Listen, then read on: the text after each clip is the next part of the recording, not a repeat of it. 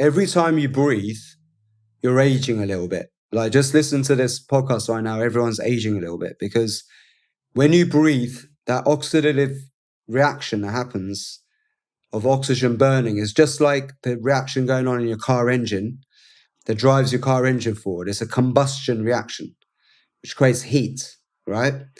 And it creates a bit of wear and tear. That's oxidative stress.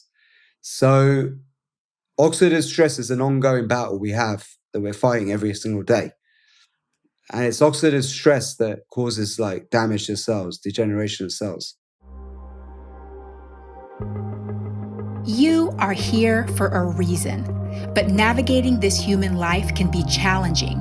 How do you care for your body, mind, and spirit to make the most of your time here on Earth? How can you harness your incredible human potential? In this podcast, we explore these questions and more to help you craft your best life yet. Welcome to I Am Human.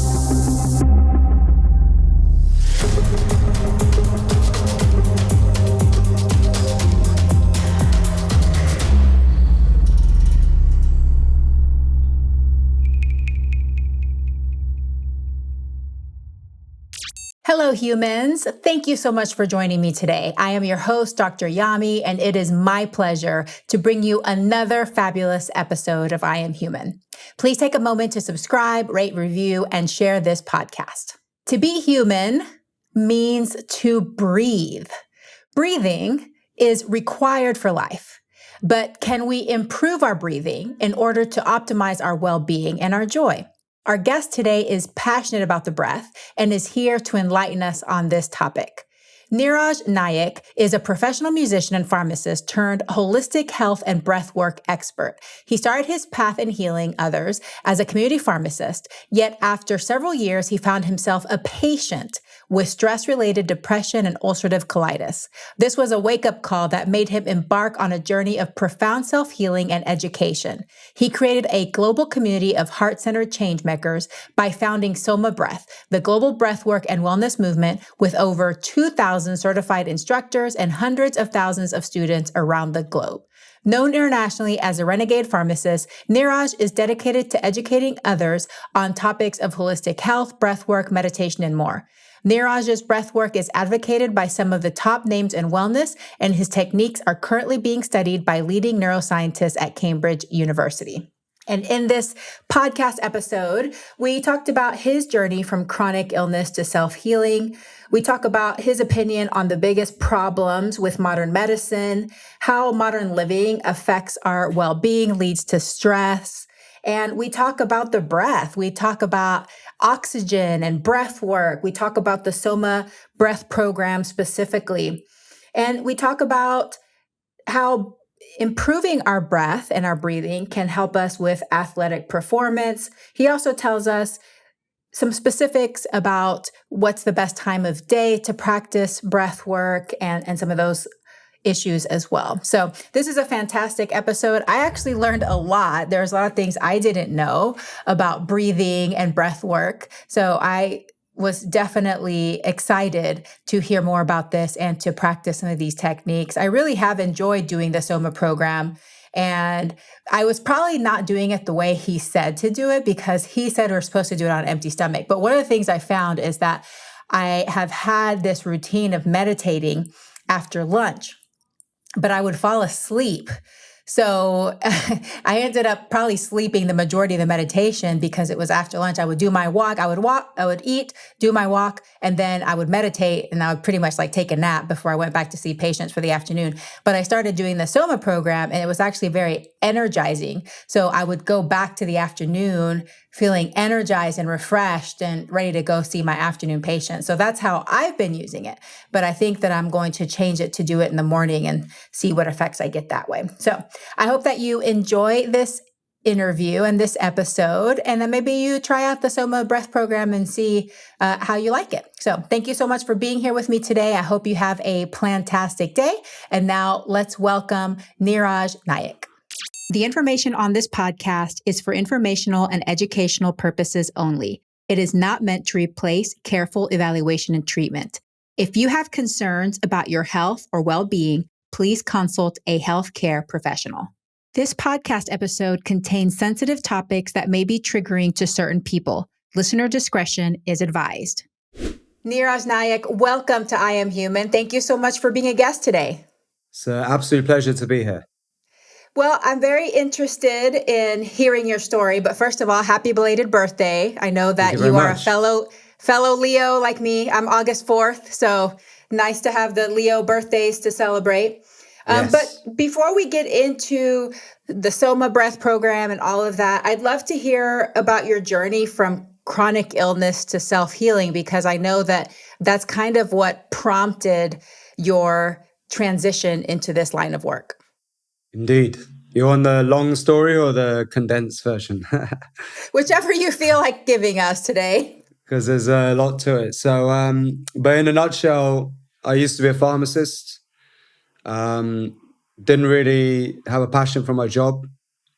I actually wanted a career in the music world. I was pretty successful in that in the early days, but got caught up in a crazy lifestyle and lost everything, and then ended up doing a job I didn't want to do.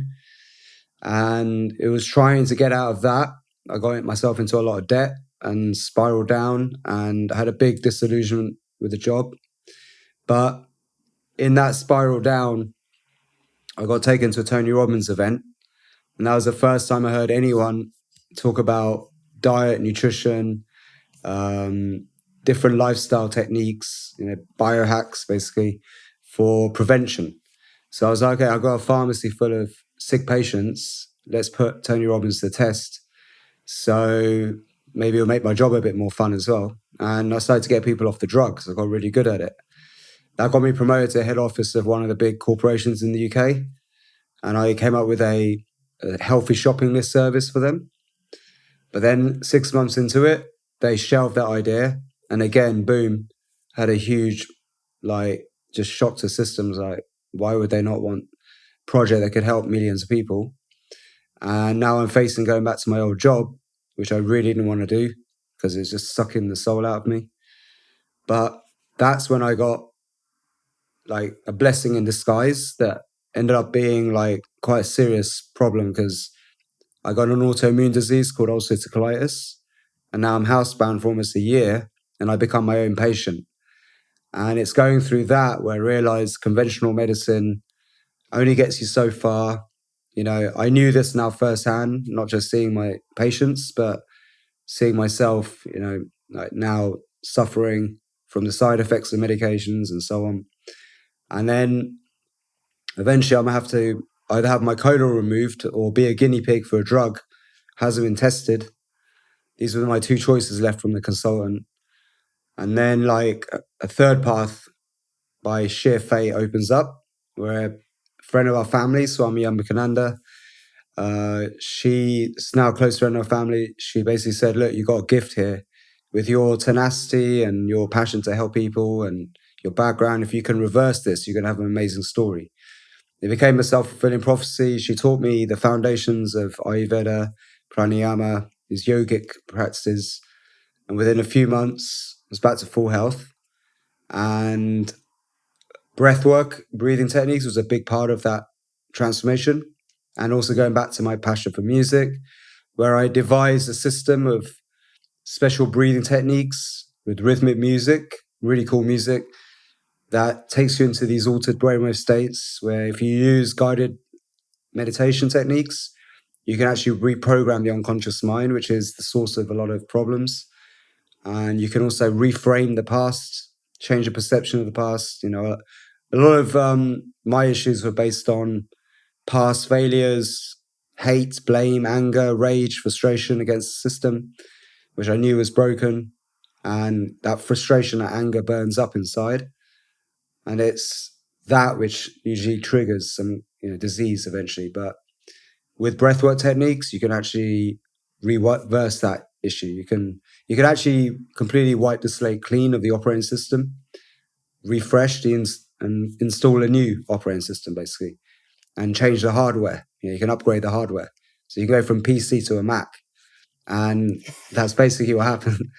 So I love that. I love yeah, that. I'm a Mac girl, so yeah, that was good. perfect. Most people are, yeah. Most people, if you don't want viruses, go with the bat.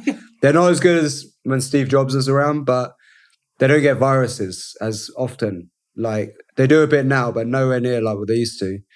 Whereas PCs are full of them, and viruses are just malfunctions in the programming, right? They're designed to create malicious harm to your computer, and it's the same thing as thoughts. Thoughts from other people can be designed to create harm to your operating system, but just engaging in negative thoughts from your environment, which is very hard to avoid, the media, TV, advertising, constant bombardment. But then also the environmental pressure of your friends, family telling you can't do this or can't do that, you're not good enough or you can't have that. All of that creates a toxic environment which breeds viruses. And it's those viruses that then cause malfunctions in your operating system. And that leads to autoimmune diseases, which is your autonomic nervous system getting confused at what's healthy and what's not. And it starts attacking healthy cells, thinking they're invaders. So the whole part of my therapy is a lot about rewiring your cells back into peace, love, trust, and harmony. And the breath is an amazing tool for restoring that peace and harmony. Which should really be our default setting. But in the modern world, things change a bit. I want to go back a little bit. It seemed like the timing was pretty significant. And just looking at it from a spiritual standpoint, how much of your illness and developing this autoimmune disease, do you think it was just a defiance of, I don't want to go back to that job? There's no way I can do that again. It was probably all to do with that. So it was my unconscious mind giving me a gift, and often that's what diseases are. Diseases are like a cop out of the system.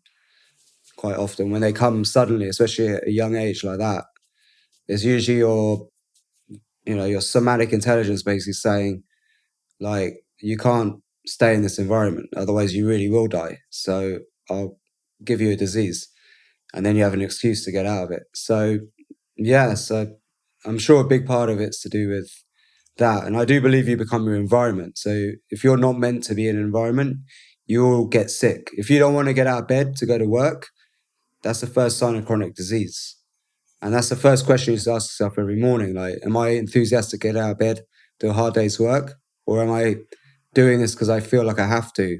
Are you waking up with enthusiasm to be kind and compassionate to people? If not, why not? Or do you feel like you just have to be nice? You're faking it. So that fakery, that lie that you tell yourself every morning, will eventually lead to chronic disease. Now, not everyone's fortunate, privileged enough as I am to be able to, be in this environment where you get support, friends, family, and all that, and you have a roof over your head. Not a lot of people have big bills to pay, mortgages. They can't just quit their jobs suddenly, and I totally get that.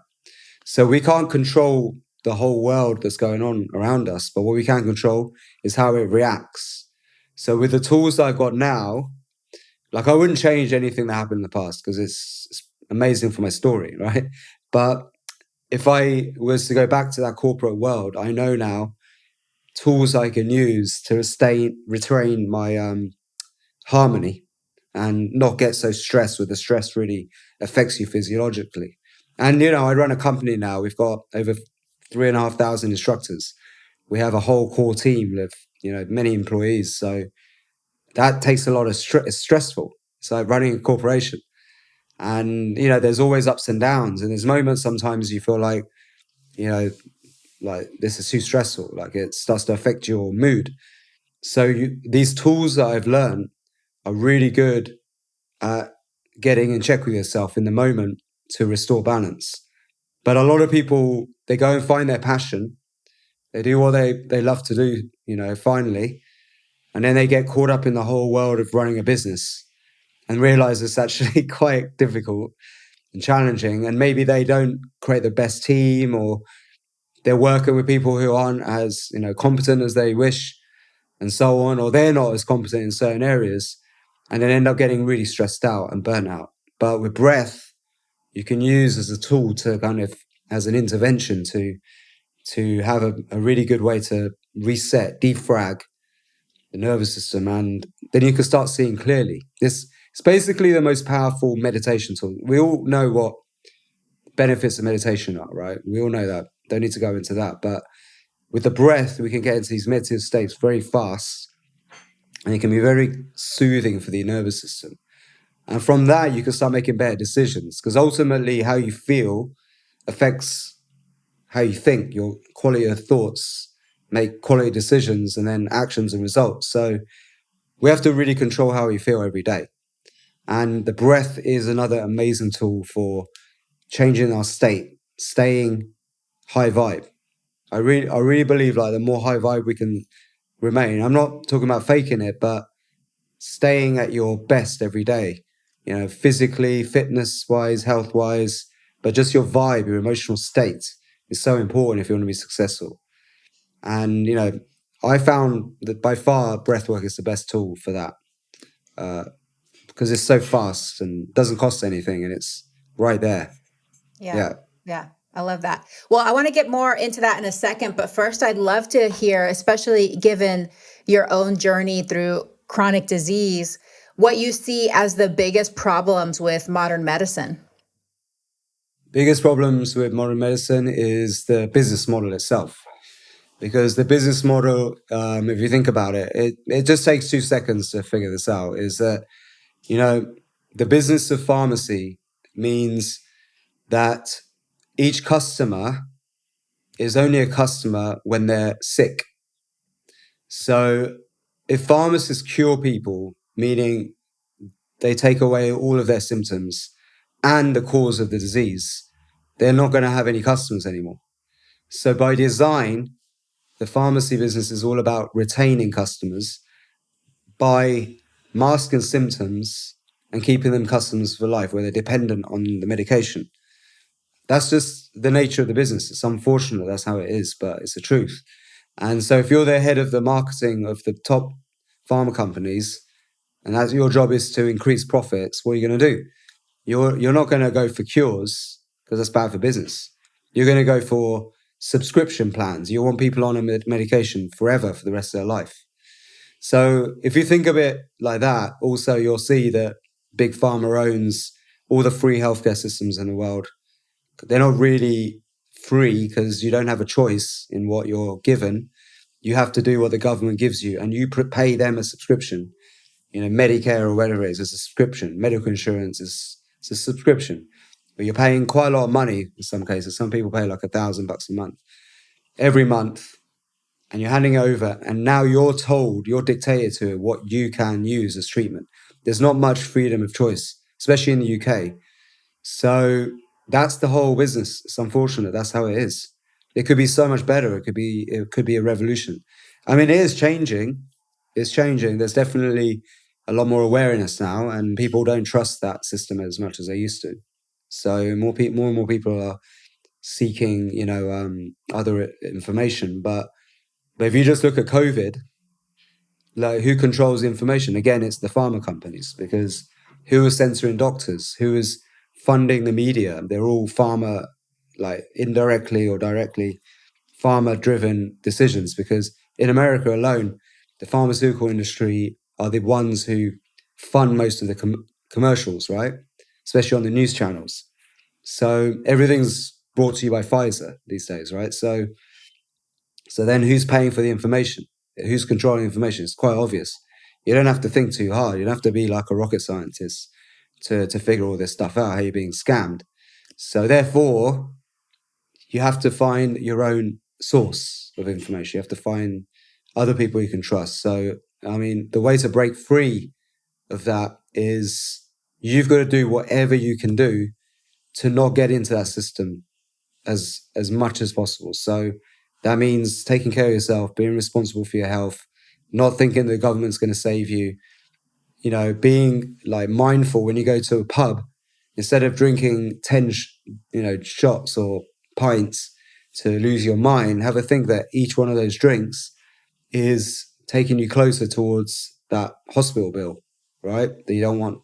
So every bad choice you make, health choice you make, is getting you closer and closer to more debt, more pain, more adverse drug reactions, and more of a burden you're going to be on other people. So, we have to take personal responsibility of our health first. That system is not going to give you healthcare. It'll give you health scare, and it will manage your disease and keep your disease going as long as possible without fixing the cure, because that's the business model. But if you really want it healthy, if you want to get healthy, you need to go and find and look at examples of healthy people. Who do you admire that's really healthy, successful? Go and get their, plan, get their routine, follow that. Don't go and find the doctor who's overweight, who, is an alcoholic, who's got a secret stash of whiskey under the counter, who's like knocking his own pills back in the cupboard. And, that's very common. Trust me, because I'm a pharmacist. I saw them all doing that. So, and some of them would just drop dead, like suddenly, like in their 40s, 50s, because it's so stressful. They don't want to do that job. Most of them did it because their mum told them to do it. So they don't really want to do that. And then what happens is they get like in a spiral of, they get into debt. They have to pay a lot of fees for university. Like in America, it's like 250 grand or something, $500,000 to be a medical doctor, and so on. And then so if you've got a mortgage, you've got bills, you've got student loans and debts, and it's really hard to get out of the job now. You can't just suddenly go, oh, I hate this system, or let's do something else. It's really hard because you got all these bills to pay. So in the end, you end up just conceding, and you do whatever big pharma tells you, and you just sign the papers, and you end up becoming a bureaucrat. Like most doctors these days, they're not even thinking, they're just doing paperwork. That's the problem. Majority of doctors these days are spending their time doing paperwork and admin than actually seeing patients. This is the fact. That's why there's more doctors now in England for sure, leaving the profession than joining. Pharmacists are leaving than joining because it's so soul destroying as a job. In America, it's a bit difficult because of the big costs to be a doctor. So this is how you suck people in. It's how you make people pawns in your game and keep them, doing what you want, and the system just stays like as it is. It doesn't change. And if you speak out, you get struck off the register. So it's another, it's really hard. So my advice is just find people who are really like you admire, you trust, they look healthy, copy their patterns of like, what's their habits, do what they do. You'll probably get the same result. And that's what I did. I started to look for other examples. My Swami being one of them, she cured herself of cancer. And so she just told me what she did because she got into yoga because she had heart problems and cancer. She fixed that. So I was like, okay, this is a great role model. So she just showed me other examples, and that opened my eyes. I was like, oh, actually, a lot of people get better without drugs. So I started to copy what they do. The ones who had ulcerative colitis, what do? Well, they eat a very different diet to what the doctor was telling me to do, right? So there is something to diet, lifestyle. And the doctor told me there's no stress doesn't make a difference. Diet doesn't make a difference. Your stress levels doesn't make a difference. Just shut up and take the pills. There's no evidence.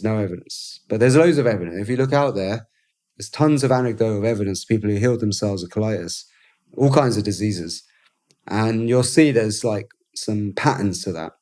A big part of that is, eating a more normal meals, like real food, like rather than what comes in cardboard boxes. That's just one simple switch people can do. This is what I was doing in the pharmacy, actually.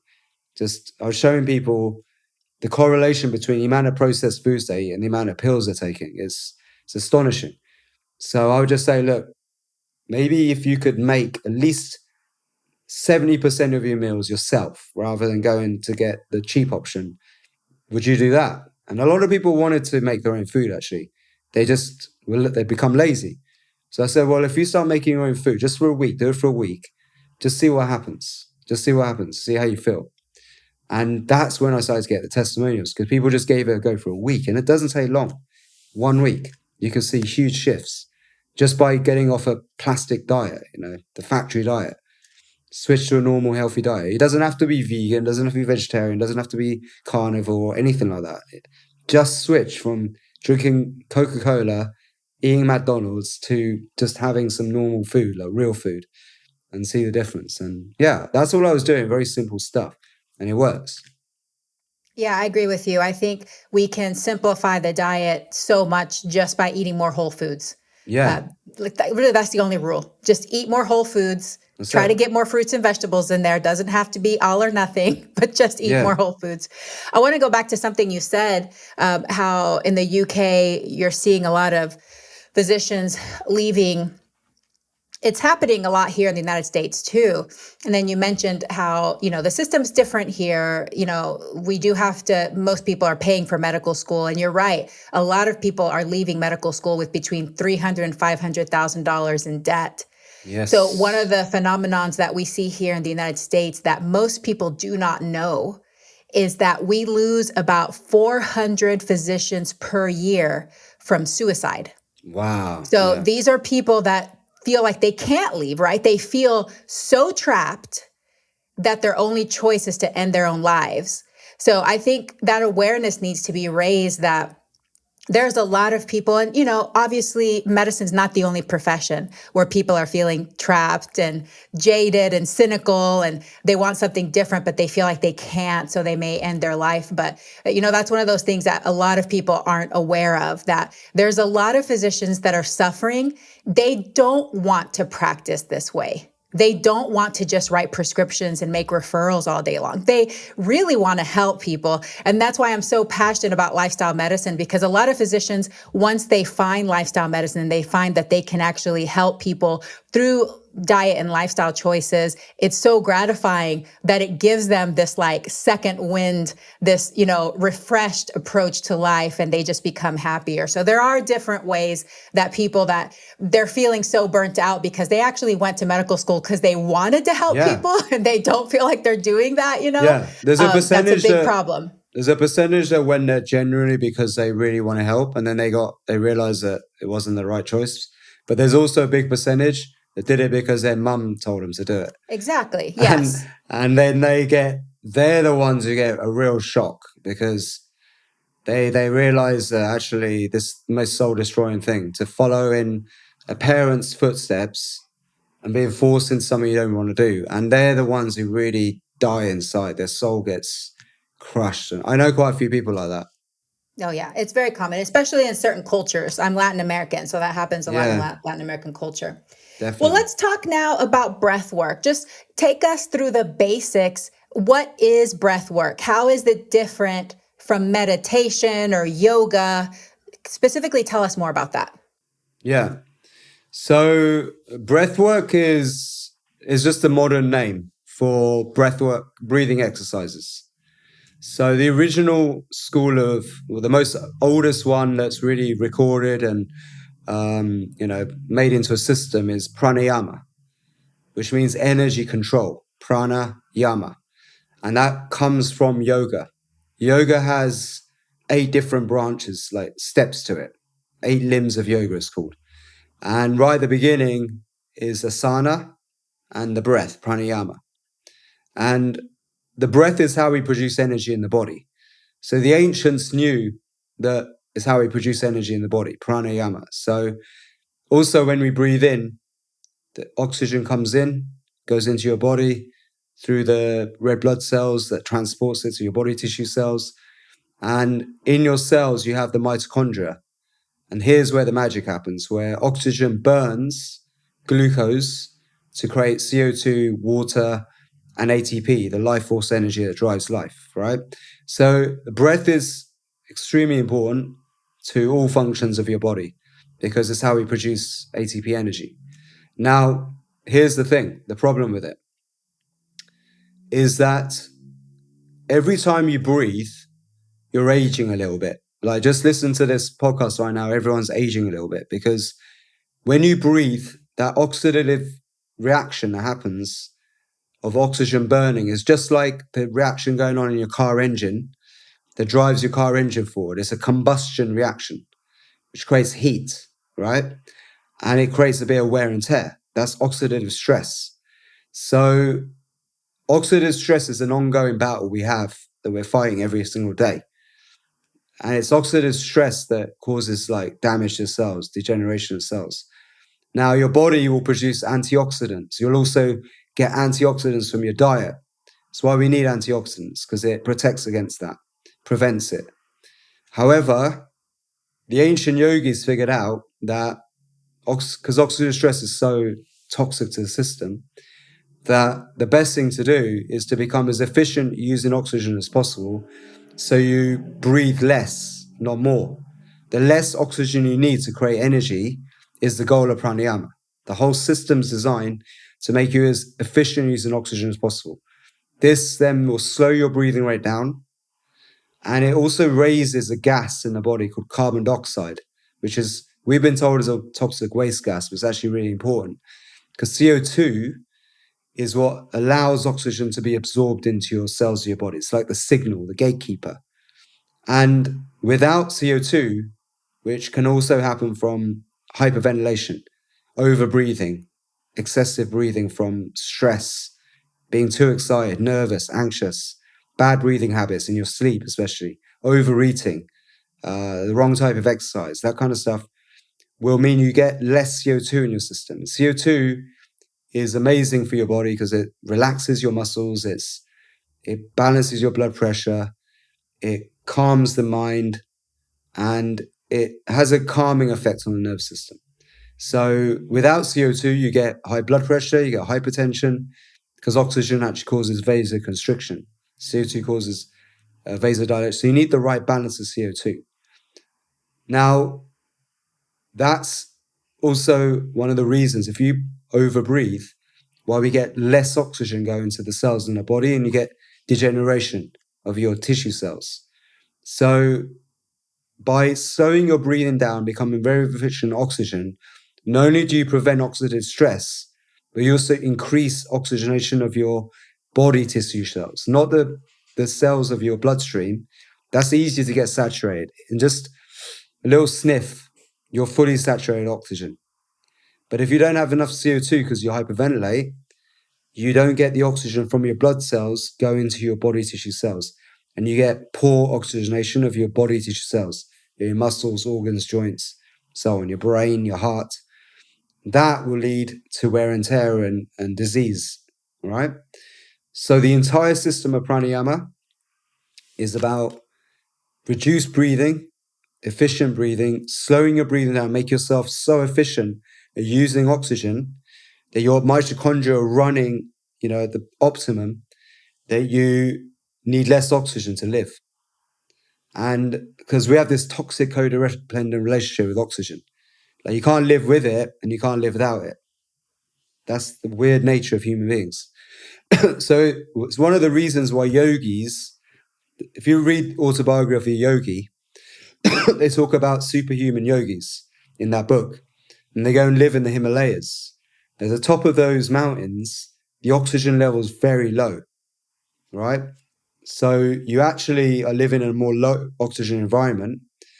And in that low oxygen environment, if you meditate, right, because you can retain a lot of CO2 because you've optimized using these yogic techniques, you go into these bliss states, these samadhi, nirvana, meditation states. So some breathwork techniques are also used to get you into these samadhi, nirvana, bliss states. These like states where you feel like in absolute divine connection.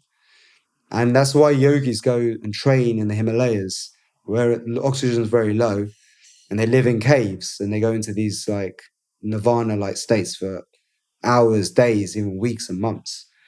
And that's where they have this supernatural connection with the divine. So that's like, if you look at it, yoga from a physiological level, that's what's going on with yoga. It's like all about slowing your breathing rate down, even extending your ability to hold your breath. When you can hold your breath for 60, 90 seconds or more, is when we release the soma from within, which is this like chemical concoction that's a bit like psilocybin or DMT. And it has this like psychedelic like quality to it, a full body bliss like quality to it. And you can get that quite quickly in just, learning how to train your breath retention to go from 60 to 90 seconds. But some yogis are going to go for 2, 3, 4, 5 minutes holding their breath, retaining their breath. And there's some famous legends where they can hold their breath for hours at a time or slow the breathing rate down so much that it's almost a zero, hardly any breath at all, and they can retain that for long periods of time because they go into these low oxygen environments. And they're so optimized at using oxygen, they don't need to breathe. And Lao Tzu says the perfect human breathes, they don't breathe at all, right? And actually, if you look at the animal kingdom, it's kind of makes sense because animals, you'll see the relationship between breathing rates and on longevity very clearly. Elephants, turtles, whales, they breathe very slowly. Elephants, like less than 2 breaths per minute. They live, very long time. Like whales live over 200 years and they hold their breath for like 2 hours at a time. And on the other end of the spectrum, rats, mice, they have very fast breathing rates, like 300 breaths per minute. And they like live only like 1 or 2 years, right? But there's a weird creature, the naked mole rat, which breaks some of the rules. It's a rodent and it shouldn't live very long, but it lives 30 times longer than rats. Reason why is it lives underground in a low oxygen environment and can hold its breath for 18 minutes at a time. So it's like a super yogi rat, right? But I'm not saying you're going to go and live in the Himalayas. I'm not saying you're going to go and be a naked mole rat if you want to live longer and have nirvana-like states. What I'm saying is with yogic practices, what we've developed with SOMA Breath are techniques anyone can do anywhere where they can become adapted to oxygen, where they slow their breathing rate right down. And then there's so much benefits that come from that to your life. Like your life change. When you can hold your breath, we do a breath hold time test, morning breath hold time test. In the morning, you do it from like when you can hold your breath for 40 seconds or more, just with a normal hold your breath, time it for 40 seconds to your first big urge to breathe.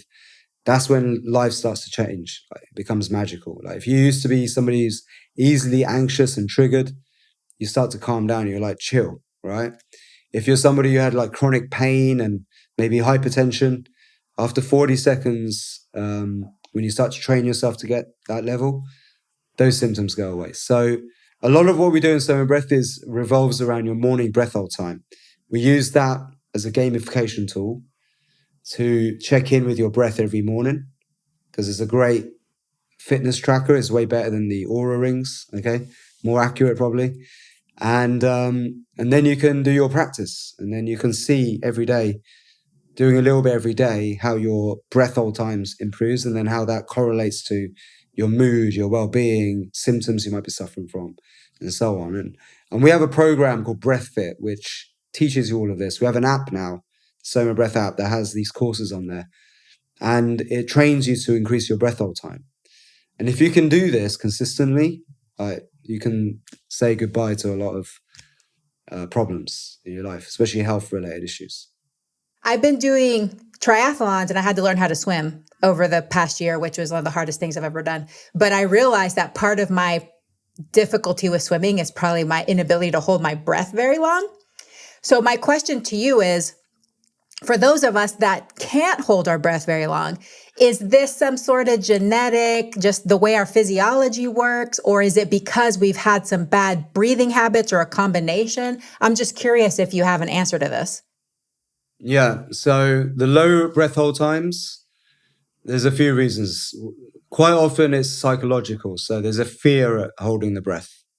So you could probably hold it longer, but maybe there's some fear around breath retention. And that actually can be due to stuff that happened in the past. Maybe you had a near-death experience in the pool or something. Or there's just some natural anxiety about holding breath. But that can be fixed quite easily just with practice because you can go minutes and minutes without needing to breathe. The world record is like 24 minutes or something like that. So you can hold your breath a lot longer than you think. So that's one reason. But the other reasons are generally like, it could be like you have an infection. It could be low levels of physical fitness. It can be we haven't been trained to hold our breath. Like we live in a very busy, frantic world where we're huffing and puffing all day long. And a lot of people suffer from chronic hyperventilation, especially if you work in a very busy environment. You may be hyperventilating, losing CO2. And it's your CO2 tolerance that determines how long you can hold your breath as well, because your carbon dioxide is what tells your brain when you need to inhale. So if you've got very low carbon dioxide tolerance, you won't be able to hold your breath very long. But with regular daily practice, there's a few exercises you can do, which is all in our Breathwork course. You'll quickly be able to improve that score. Like we take people from 20 seconds to 40 seconds in a couple of weeks. Okay, so I just have to keep But practicing. it has to be consistent. It has to be consistent. Yeah. You have to do the other exercises. I feel too that I'm a shallow breather. So I catch myself just like breathing very shallowly throughout the day, almost like That's okay. that low level, like barely breathing sort of thing. But okay. But that's not a problem. That's not the problem. There's a lot of misconceptions around breathing, like especially shallow breathing. Actually, if you look at yogis, they're always shallow breathing. They hardly look like they breathe at all. That's what Lao Tzu says. Because the more adapted you are using oxygen, the less oxygen you need, right? If you can do a triathlon, you probably have got a good breath hold time. You just haven't trained for it. And there may be some anxiety there, right? But shallow breathing isn't the issue. It means you're concentrating. Usually our breath stills when we're focusing on something, right? But if you breathe in and gasp like that and hold your breath, you're going to actually raise your blood pressure. When you breathe in and hold, your heart rate goes up a little bit. So if you do, one thing you can do is just breathe through your nose and hold your breath after the exhale if you're going to concentrate on something, right? After the exhale keeps you more calm and doesn't cause any adrenaline to be released. Actually calms you down. So yeah. That's interesting. Things to be mindful of. You said something earlier about overeating and CO2. Can you talk about that link? Yeah. Well, more to do with hyperventilation. So when you overeat, right, your belly, especially if you eat in a hurry, like a lot of people rush and guzzle food down, right? So, I used to have 5 minutes for my lunch break. So I'd just smash the food down in 5 minutes. And therefore, you don't use your teeth. A big part of digestion is actually your saliva in your mouth. So if you bypass that and you got all this food in your belly, then your belly has to do a lot of work, extra work, to digest the food. And that is going to lead to hyperventilation because now your body is actually increasing its demand for energy and you might start to breathe out excess CO2 that you don't want. And every time you have a belly full of food, your breath naturally deepens. It becomes a bigger volume of air going in and out. That heavy breathing will cause hyperventilation. So you should always chew your food until it's like a liquid in your mouth 30 times, then swallow. But you should always also eat till you're 80% full. Because it takes at least 20 minutes to register that you're full up. So if you guzzle food down in 5 minutes, you can end up eating double what you actually can eat. So you got to slow it down. So food needs a lot of dedication it should be a meditation. A lot of people eat in a environment where they're talking really loud and, they're hyperventilating, breathing through their mouth at the same time. So, if you look at Japanese cultures, they have a very different culture. They take a while to eat their food and they eat very peacefully and meditatively. And, they savor every taste. It's a different way of eating compared to the American and British culture, where food is fuel.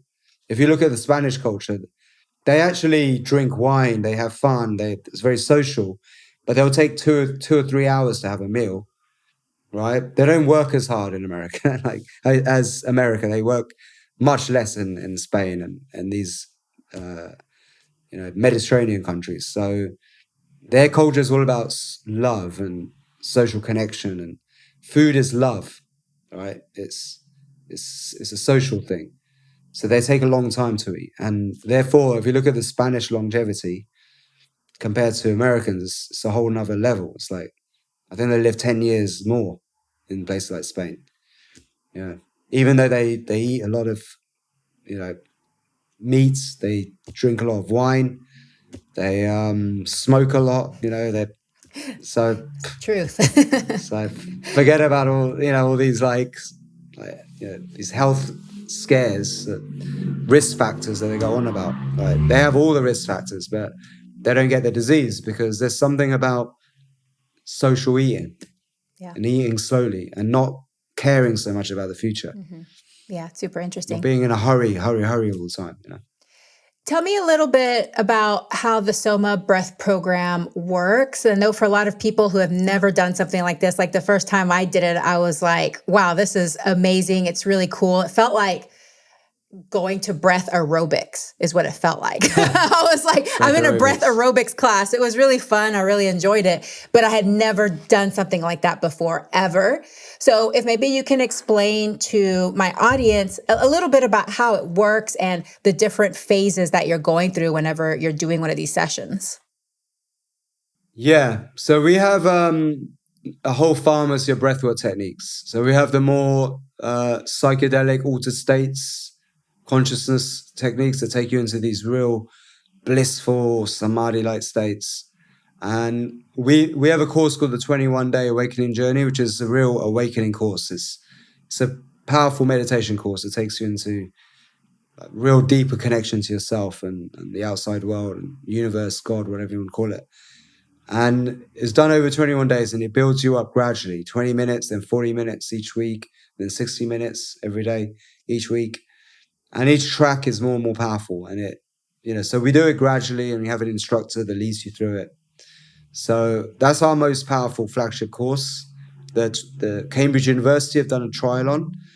That they found some amazing results, just been peer reviewed, showed how our course, the protocol, works very much like a psychedelic would that's used in treatment of severe depression, and showed like a nice similarity.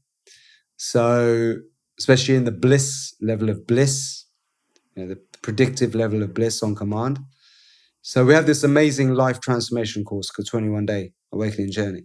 But then we have a pre-course called Breath Fit, which is an amazing course. Everyone should do it. Every doctor in the world should train in it because it really teaches you the fundamentals of healthy breathing and how to normalize your breathing if it's gone out of balance, and how to catch yourself in the moment and to use different techniques like a pharmacy. So this is our flagship course for retraining your breath to be more efficient. And so we always recommend people to do that first, then the 21 days. And then we have the instructor training course where you can use this to build a career. But we have an app now. And my suggestion is get the app. There's a whole pharmacy of different techniques on there. It's really cool content. And on there, we're going to add the courses and everything. It's going to be really easy to use and navigate through that. But it also means that you've got everything on your phone and you can listen to the music and the content. Because the music is what really drives the techniques. It's what makes it sticky. It makes you look forward to doing it. I'm a music producer myself, and we have amazing world-class musicians. And every track features like rhythmic breathing in a certain rhythm that has different effects, and also holding your breath in various ways for different effects. And the music kind of guides the rhythm of the breath, and it becomes like a breath dance in itself. It's like a breath rave, I call it. So we have like a whole different pharmacy of techniques. It's hard to say what is SOMA Breath because it's really a pharmacy. In the pharmacy, you have all these different prescriptions for different indications or different situations, and same thing with SOMA Breath. But what I like about it, just like you were saying with the rhythmic breathing, when you go into one of these programs, it guides you through very specifically on what to do along with the music. So that's why I feel like it feels like breath aerobics because you have the music, it's time to the music. The instructor is telling you what to do, and then you just allow yourself to do it and go from there, which I like it. It's not just like you're doing a guided meditation where you're kind of just walking through the forest and da-da-da. It's like you're doing what they tell you to do, and you're very active in this process. So it is very different than what a lot of people have done. So I suggest to listeners to just try it out because you don't know what it's like until you just try it. You said a little bit earlier that it's best to do it in the morning. So talk about time of day. Are there different ones that you can do different times a day, or should you always do it in the morning? What about timing? The best time to do any kind of meditative spiritual practice really is in the morning on an empty stomach, right? That's the time when we're correcting the problems that happen in our sleep. In sleep, we're unconscious of our breath. And here we can end up hyperventilating, causing stress. And, sometimes we wake up feeling rigid and stiff in the morning. And it's like hard to like warm up, right? This is because of usually bad breathing and hyperventilation in our sleep, letting go of that CO2. So the morning is a time when we want to bring the CO2 back in the system. And then you'll have an amazing start to your day. So we have morning practices, morning routines, energized breath meditations, we call them. They're great wake up routines, but they can be done also at other times in the day, but it should be an empty stomach. That's the golden rule. You're not going to do breath work on a full stomach. There are certain techniques that help your digestion if you are full up, but they're different techniques. They're more in the moment, right, for digestion. But nighttime also, there's breathwork techniques for the night to help you go to sleep as well. Okay. Yeah. And can practicing breath work help you with athletic performance? Oh yeah, 100%. Like, because the whole point is oxygen efficiency. So if you become really efficient using oxygen, you're generally going to have mitochondria that function at a top level, and your mitochondrial function dictates your fitness and stamina. If you don't have healthy mitochondria, you're not going to be fit. You're not going to have stamina. You kind of mentioned this before, just about how long it takes for someone to learn to hold their breath a little bit longer, but how quickly can someone learn to do these breath techniques? And are you recommending that it be done daily? Yeah, so as I said, there's a pharmacy of different techniques. So some techniques you should do daily. The more full power, like psychedelic like techniques, you should reserve them for like ceremonial experiences. Like they're not should be done every day because they involve hyperventilation. Hyperventilation is something you shouldn't do many times a day because it will cause these problems I'm talking about. But the reduced breathing, slow breathing exercises are really good. In fact, breath work should be done throughout the day all the time. Like breath awareness should be your default state where you're always aware of your breath. Awesome. Well, Niraj, this has been fabulous. I'd love to do the wrap up questions before I give you some time to tell the audience where we can find all these resources. What do you wish more people knew? I wish more people knew how to critically assess information, not just read the headlines and think that that's the truth. I really look to both sides of the story, and also not get kind of caught up your own arse as well, thinking that you know everything and getting kind of like brainwashed by yourself, because it's easy to fall into these echo chambers and think that you know everything when actually you may be completely wrong and deluded. So it's hard. It's really hard. This is the game of enlightenment: is to wake up, realize that there's always two sides to every story, and that where you may think you're right, but someone else in the world is going to think you're wrong, and you may think they're wrong, but they're going to have their own case as to why they're right. And ultimately, we've all been programmed and brainwashed from a young age, and therefore, whatever we've done in the past is not really our fault because we've been created this way. It's like whether there's free will or not is a debate. So I always look to the past without blame, hate, rage, envy, anger, resentment, and to just see it as a stepping stone. Every right leads to a wrong, and a wrong leads to a right. It's inevitable. It's how it's going to go. So therefore, I always try and have forgiveness and compassion as a default, especially for myself, but not to forget that ultimately we've all been programmed. So it's your responsibility to wake up and realize that if there's someone out there who keeps hurting you, unless they do a lot of work to change, like wake up and do a lot of inner work, they're probably going to keep making the same mistakes. They're robots. They're carrying out programs. So it's the same goes for the government. Same goes to the media. Same goes to the lawyers. The same goes for anyone you interact with. You know, they're just carrying out functions and programs and they're like robotic behaviors. And so you have to take responsibility. You know, if you've been constantly let down by the government, don't suddenly think, oh, there's a pandemic, they're going to come to the rescue now. No, they're not. They're going to screw you even harder in that time, because that's what they do. Because they're not governments anymore, they're corporations. So, you know, it's like your responsibility to wake up. So I wish more people knew that process of waking up to what's actually going on. Yeah. How do you define success in this lifetime? Success is, again, very subjective, but I think ultimately finding your bliss, which is a lasting state of happiness, not just a fleeting state of happiness, is the quest. And the more you genuinely have that, where you're really honest and you're happy and blissful because of the right reasons, based a lot on your own core values and the people you surround yourself with, and the kind of work you're doing. And, you know, so for me, that's how I define success, you know. And, you know, I've got a way to go for that, but I've achieved a level of happiness and bliss that is significant change from who I was when I was stuck as a pharmacist. Yeah, an evolution. So, yeah. And it's just checking in every day and seeing that you're making progress. That's success. Is there a goal or a dream that has evaded you, or something that you have left on your bucket list that you'd be willing to share with us? A lot of things I want to do are like manifesting anyway. So there's always going to be some kind of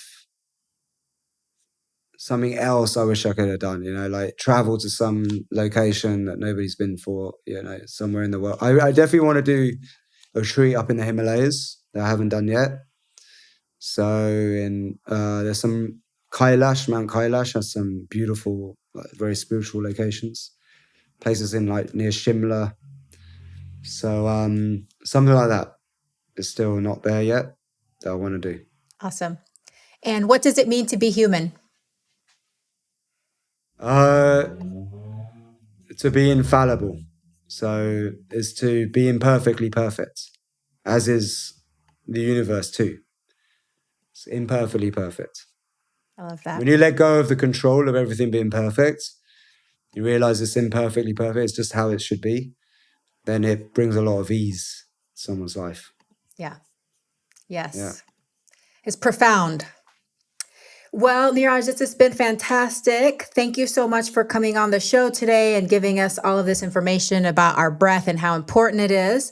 If you can just tell listeners where we can connect with you and what products and services you offer, how we can find those resources, that would be fantastic.